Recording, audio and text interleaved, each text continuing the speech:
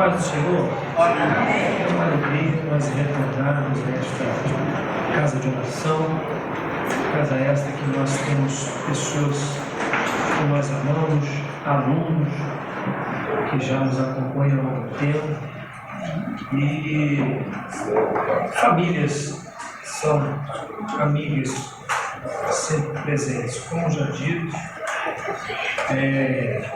se eu precisar de tempo para lembrar alguma coisa, me perdoe, porque eu estou, como diz eu estou aqui à base de alguns medicamentos para poder aguentar o tranco, né?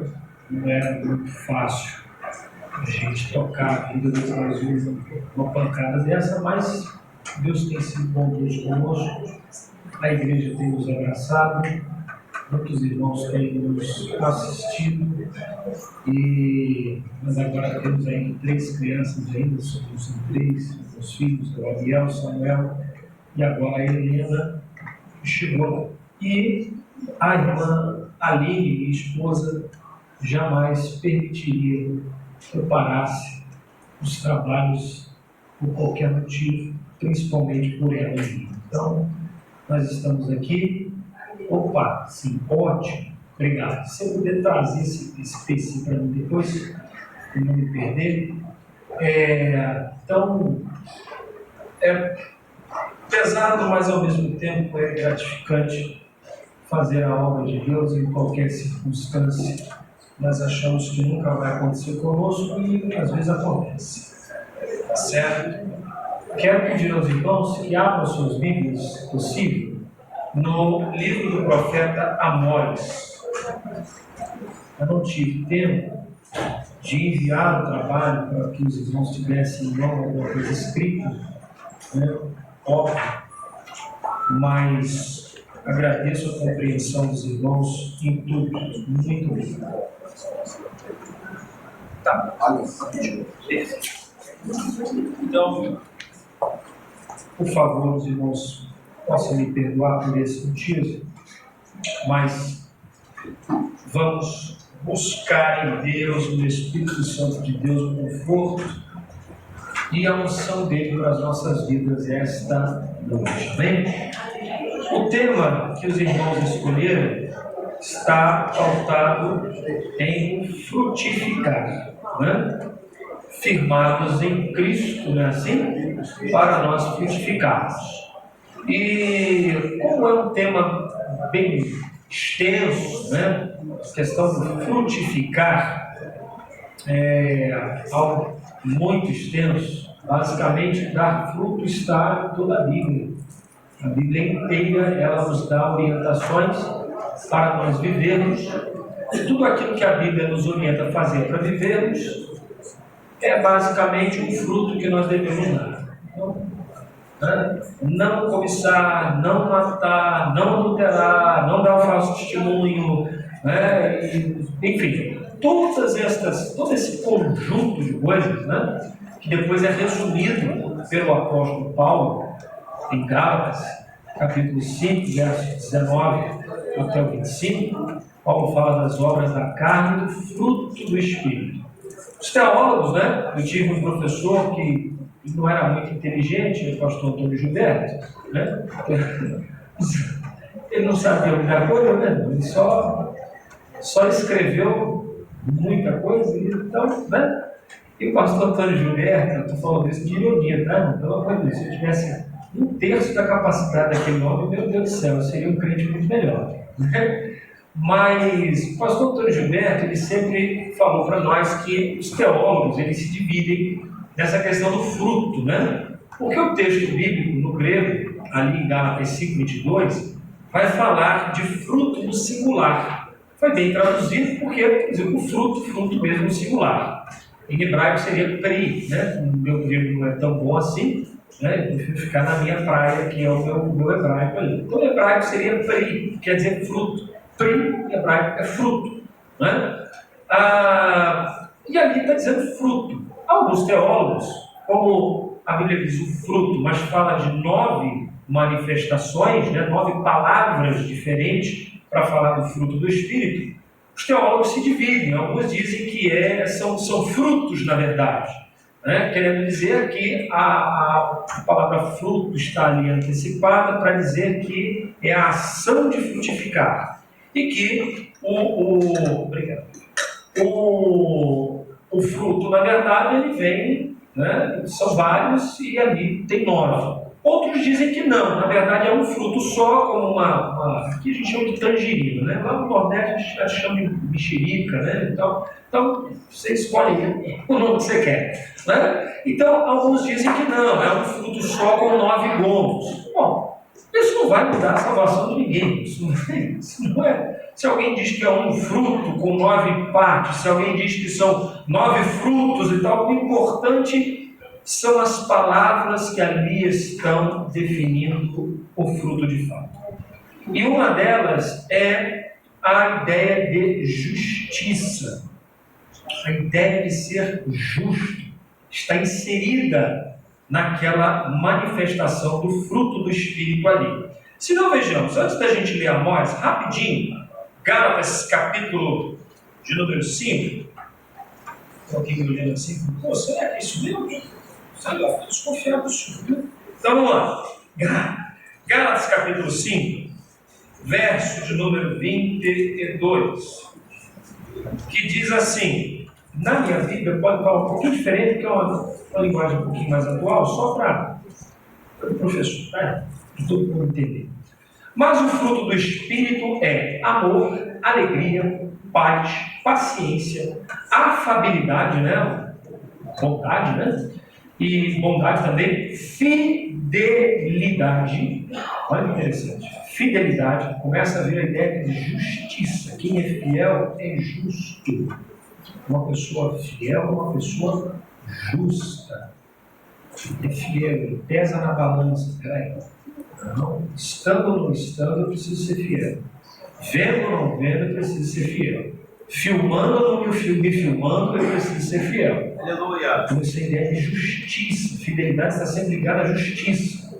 Humildade, autocontrole. Olha que são 3 coisas que estão ligadas à ideia de justiça. Fidelidade, humildade. O que tem a ver humildade com justiça? Ora, quem é humilde é porque já se colocou na balança e sabe que ele não é isso tudo que estão dizendo que ele é, ou isso tudo que ele achava que ele é.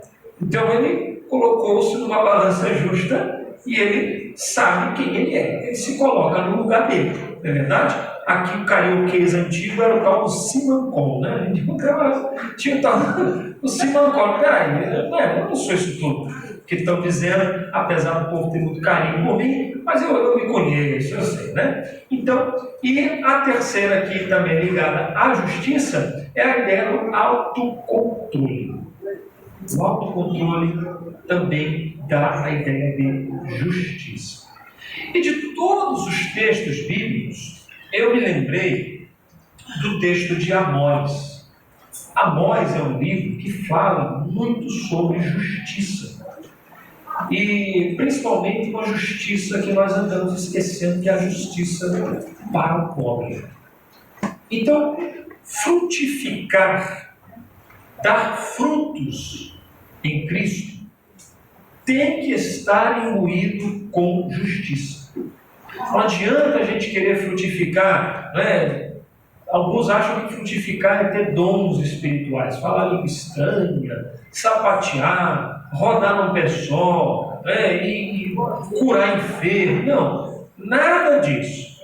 Nada disso. Até porque quem é fiel e quem não é fiel cura enfermo do mesmo jeito. Quem tem Jesus e quem tem capeta no couro liberta do mesmo jeito. Tira Satanás do corpo do outro do mesmo jeito. Que isso, pastor? Não tira, não tira. Abre comigo Mateus rapidinho. Mateus, olha que bacana, a gente já está, né? Mateus capítulo de número 7. Mateus capítulo de número 7. A gente vai ler a partir do verso 21. Jesus está bem chateado. Aí, então, não. O pessoal está, Senhor, Senhor, Senhor. Ele não quer saber de uma coisa? Mateus capítulo 7, verso 21. Acredito que tem gente que sabe de cor, né? Mateus capítulo 7. Achei aqui? 21. Olha o que está escrito aí. Alguém achou? Acharam? Sim. Vamos ler pelo menos o verso 21 todos juntos, depois eu continuo a leitura solo. Olha só, 1, 2, 3. Nem todo que diz Senhor, Senhor, entrará no reino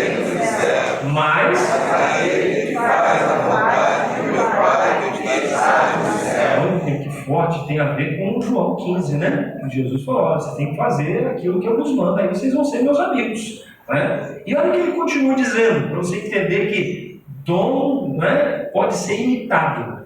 Não estou dizendo que a pessoa que está numa vida ruim, de adultério, de mentira, de enganar o irmão, enfim, aqui a gente, né?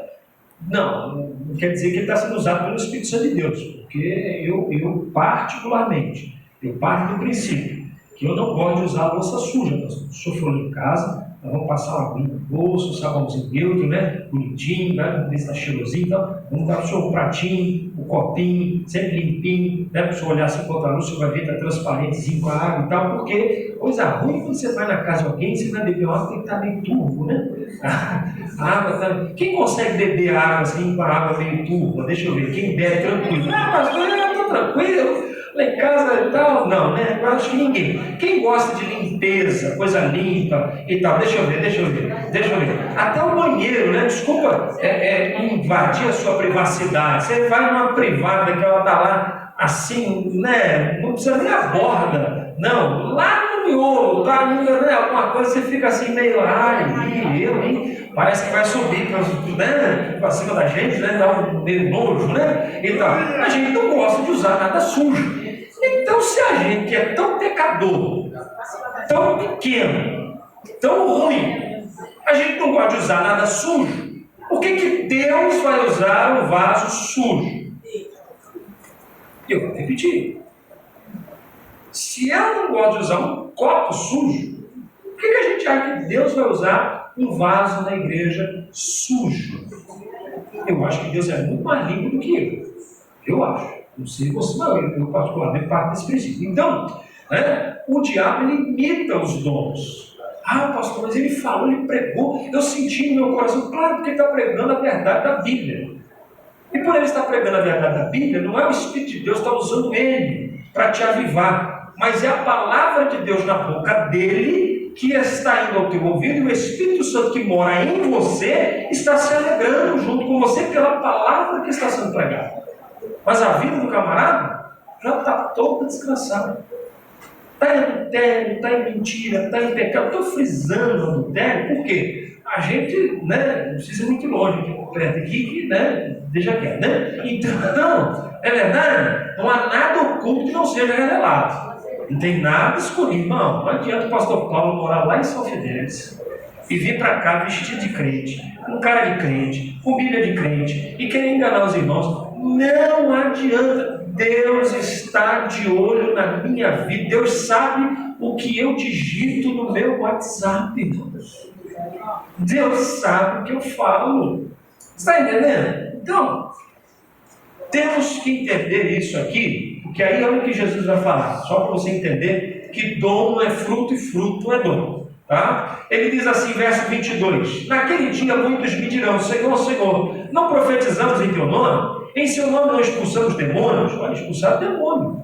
Até demônio os bichinhos expulsou. Expulsamos demônio? Não realizamos muitos milagres, muitas maravilhas em seu nome? Então lhes direi abertamente, nunca vos conheci. Apartai-vos de mim, vós que praticais a iniquidade. Ou seja, pode fazer fogo cair do céu, como dizia o pastor Agostinho Porto, ali da Assembleia de Deus dos Caetés. Pode fazer fogo descer do céu.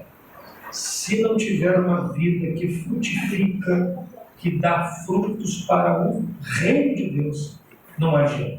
Por quê? Porque aí a gente parte para a botânica. Olha que coisa interessante. Se você olhar na botânica, o que é uma árvore que dá fruto? Por que a árvore dá fruto? Alguém já se fez essa pergunta? Por que a árvore dá fruto? Por que será? Alguém já parou para responder essa pergunta? Permissão de Deus. Tá, vamos vir mais para a terra aqui. Perpetuar a espécie. Perpetuar a espécie, também é interessante, mas o que faz a árvore realmente dar fruto fisicamente? Fisicamente. O que tem nela que capacita ela a dar fruto? A saúde. A árvore saudável, ela dá fruto. E o que é uma árvore saudável segundo a botânica?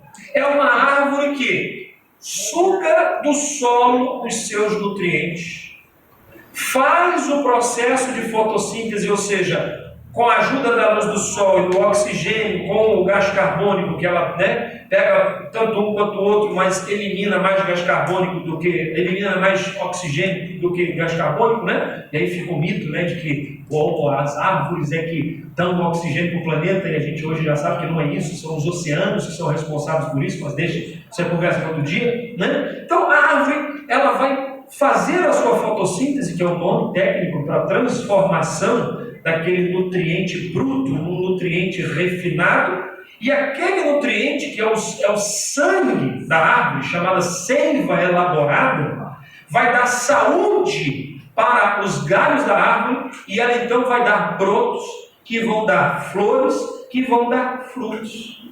Olha que legal! Interessante. Então, para uma árvore dar fruto, ela tem que ter, primeiro, saúde, está saudável.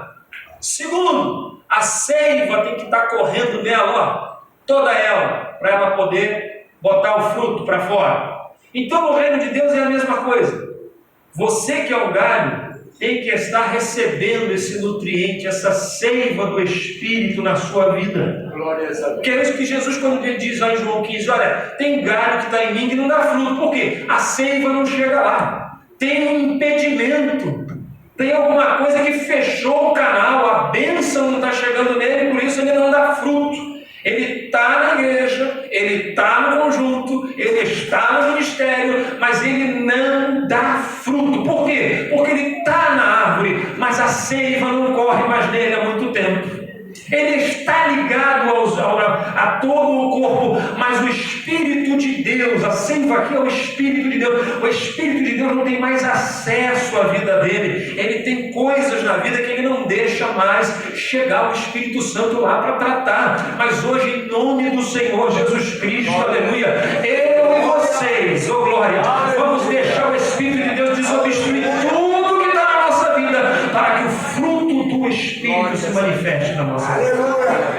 Dá um sorriso para quem está perto, desculpa incomodar essa pessoa, é mal de professor, né? Mas dá um sorriso para essa pessoa e diga: hoje nós vamos limpar toda a nossa vida. Pode falar. Hoje nós vamos limpar. Minha vida está limpa. Irmão, nunca tem um cantinho que a poeira não fica, né? Jesus falava: não, nós já estáis limpo, mas baixa aqui para eu lavar o pé de vocês, porque é necessário, né? Sempre dar uma manutenida nisso aí. Então, hoje nós vamos deixar o Espírito de Deus desobstruir tudo, para que nós possamos dar glória.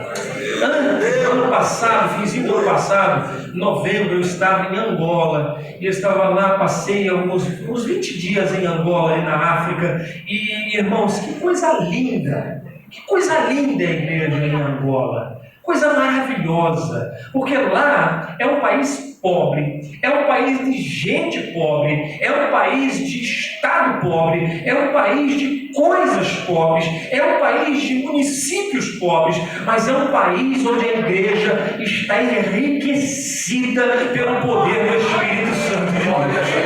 Eu vi muita necessidade, eu vi muita carência, me deram dinheiro de oferta para eu viajar e eu fui segurando os trocadinhos para não gastar, e pediram para eu trazer um monte de coisa, eu não trouxe foi nada, deixei as ofertas tudo, eu deixei R$3.500 lá, pastor. Falei: não, eu vou deixar tudo aí, não quero levar nada, não quero comprar nada, eu vou deixar de oferta, porque se chegar lá, uma igreja está precisando de forro, outra igreja está precisando de telhado, outra igreja está precisando de piso, e a gente pensa assim: não, a igreja dessa é vazia, nada, igreja cheia, lotada, hora da oferta, até as crianças vêm dançando, bailando, dando glória a Deus, e deposita as moedinhas lá, o salário mínimo deles lá é equivalente a R$300 aqui, mas eles estão felizes e alegres. E a mensagem que é pregada lá? Alguém podia dizer: a mensagem que é pregada lá, quando a gente vinha conversando, né? Jesus vai mudar a sua vida, vai te exaltar, Jesus vai te dar um carro, vai te dar uma casa. Não, a mensagem que é pregada lá é: Jesus quer perdoar o seu pecado. Jesus quer que você mude de vida, abandone o adultério, abandone mentira, abandone, sabe, de ficar cobiçando as coisas dos outros, abandone a feitiçaria. E irmãos, em uma semana pregando lá para a glória de Deus, nós contamos 360 almas para o Senhor Jesus Cristo. fora os outros irmãos que pregaram no mesmo evento. Eu não pude contabilizar tudo. Então, o que é isso? Isso é fruto do Espírito. Isso é o Espírito tendo acesso a todos os ambientes, onde as pessoas, sabe, param de ficar aborrecidas umas com as outras por coisas banais, por coisas pequenas.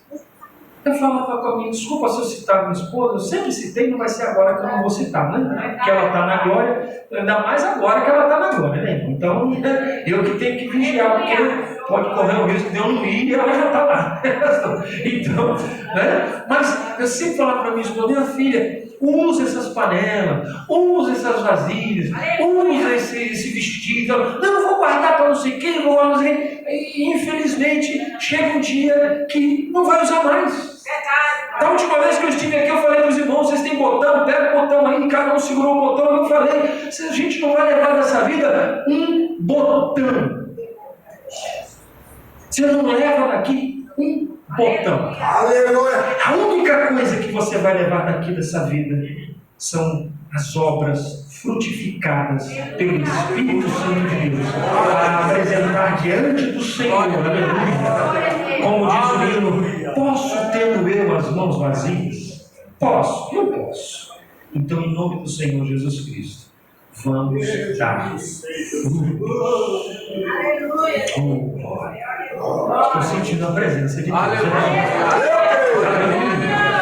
Queridos, nisto eu lembrei do profeta Amós.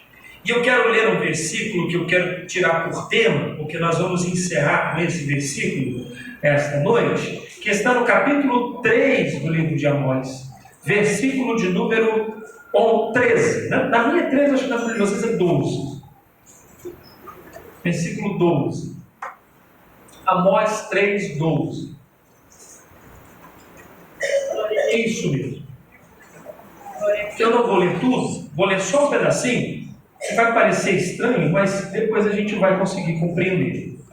Diz assim: assim diz Adonai, como o pastor arranca ou resgata da boca do leão duas pernas. Quantas pernas? Duas pernas. Ou um pedacinho da orelha. Assim livrará o seu povo.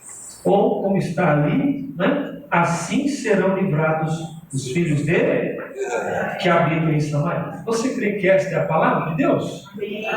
Então, volta lá para o slide para a gente. Isso. Esse livro do Amós é um livro bem interessante. Bem interessante. Eu peguei, óbvio, o que vocês vão ver aí, eu fiz o plágio, né? Fiz a pesquisa, né? Porque pesquisa você pode pegar de um monte de gente e juntar que é pesquisa. Plágio é quando você pega de um só. Então pegou de um monte de gente para trazer para vocês um visual para que vocês possam guardar isso. E o livro de Amós, passa aí para mim. Ele acontece, tá, num momento muito interessante. Você está vendo ali uma divisão, né? Tem um camarada lá sentado lá em cima, que é o rei Jeroboão II, e embaixo aí tem Judá, o reino, né, sul. E Amós está morando em Tecoa. Tecoa é uma região baixa ali do reino geral de Israel. E Amós vai profetizar justamente nesse período em que o reino está dividido, né? E ele vai trazer a sua mensagem para o reino norte de Israel. E é interessante porque Amós não é uma pessoa assim, não é um profeta de pedigree, não é um profeta que tem, como é que fala, o pai profeta, a mãe profetiza, né? Não, Amós é meio que uma coisa assim, sei lá, não tinha alguém melhor, Deus foi e pegou o Amós, né? Você pode ver, por exemplo, no capítulo 7, se você tiver com a Bíblia ainda aberta em Amós, olha a profissão de Amós, olha o que Amós trabalhava, não tinha nada a ver com o profeta. Capítulo 7, verso de número 14, o Amós vai dizer, né? Ele vai dizer o seguinte: Amós deu a seguinte resposta a Amaziá, né? Ou Amazias, né? Não sou profeta de carreira, né? Ou seja, não sou profeta nem filho de profeta, né? Não pertenço ao grupo dos profetas, sou criador de ovelhas e sou boieiro, né? Como está aí, e cultivador de quê? sicômoros. Você sabe o que é um sicômoro? Alguém já parou estudando o livro de Amós, olhando sicômoro? O que é isso? Alguém lembra o que é um sicômoro? Sicômoro é um figo de segunda qualidade. É um figo ruim, figueira brava. A figueira brava que o Zaqueu subiu, ela dá sicômoros. Por quê? Porque a figueira brava é uma figueira, como o nome diz, é brava, ela é cheia de espinhos.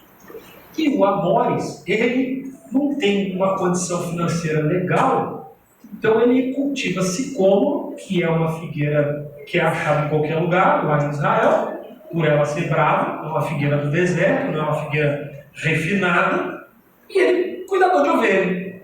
E Deus resolveu chamar ele para quê? Para ser profeta. A primeira coisa que a gente aprende com Amós, antes da gente falar do tema do livro de Amós mesmo, é que Deus escolhe improváveis. Deus escolhe gente que ninguém escolheria de repente, né? Talvez, não é, pastor? Se fosse para vir para cá, Deus colocaria, né? Colocou o pastor Messias, colocou o senhor, Deus escolheria outros. Né? Eu escolheria outros. O senhor escolheria outros. Pessoas, né? Melhores. Mas Deus escolheu gente que ninguém quis escolher. Aleluia. Eu vou repetir porque alguém disse aleluia. Porque se você é uma pessoa que qualquer um escolhe, eu tenho uma triste notícia para te dar. Deus não vai escolher você. Aleluia. Porque você é uma pessoa padronizada dentro dos desejos do mundo. Então todos te querem. Graças a Deus que aqueles que Jesus escolhe, que Deus escolhe, são aqueles que são desprezados pelo mundo. Por isso o próprio Jesus era desprezado também, para provar que Deus escolhe gente desprezada. Deus escolhe gente que, na vista do mundo, não serve para nada. Deus escolhe gente que, para o pessoal lá fora, não, rapaz, vai dar problema, é muito certinho, é muito, né, pão, queijo, ele é muito justo, ele é muito... É esse tipo de gente que Deus escolhe. Gente que o mundo não está interessado. Gente que está vivendo a vida dele. Não tá. Você pensa que eu queria, irmão? Eu aceitei Jesus porque eu entendi que a minha vida precisava de Jesus nela. Eu vim para a igreja. E eu fui me envolvendo na igreja porque eu queria conhecer Jesus. Eu não conhecia o Novo Testamento, não conhecia nada. Eu falei, não, eu sou judeu, agora eu quero conhecer Jesus, eu quero conhecer as coisas de Jesus. Então, o Novo Testamento era uma novidade. E a partir do Novo Testamento eu fui entendendo milhares de outras coisas.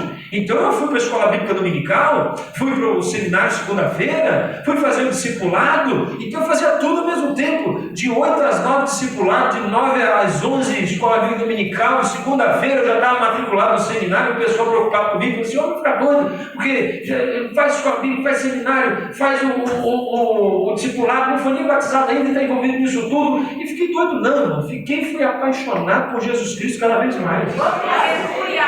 Isso aqui que eu estou fazendo hoje não é uma demonstração de força minha. Olha, aí está uma situação X e já veio para a igreja. Não, isto aqui, irmãos, eu estou recarregando as minhas baterias. Este é um lugar, irmão.